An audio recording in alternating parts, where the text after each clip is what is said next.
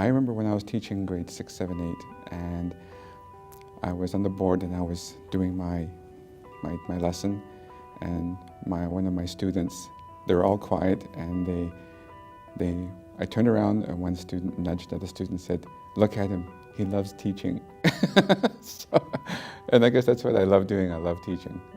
It wasn't something I originally thought of like years ago. It's just something I fell into and loved and got good at. Being First Nations myself, growing up on the reserve, and I wanted to right a lot of the wrongs that were done to Aboriginal people when I was growing up. And so being a teacher was a kind of a logical thing, I thought. And working specifically with First Nations communities, that's exactly what I wanted to do, and still do. And so that's sort of been my own personal quest. I think the most challenging part is having a collective vision and having a collective understanding of the past through fact, what really happened to Aboriginal people, and admitting that it did happen, and then moving forward in solidarity as a collective. I think with a union behind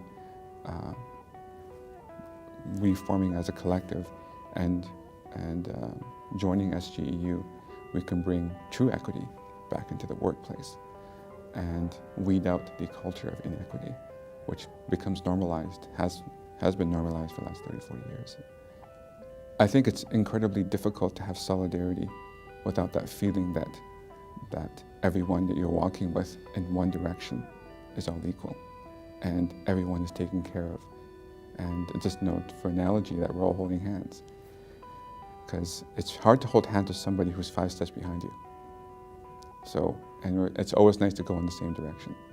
But it takes understanding, it takes knowledge, information. And above all, I think we have to really kind of care about each other and care about the people we serve. And allow voices to be heard.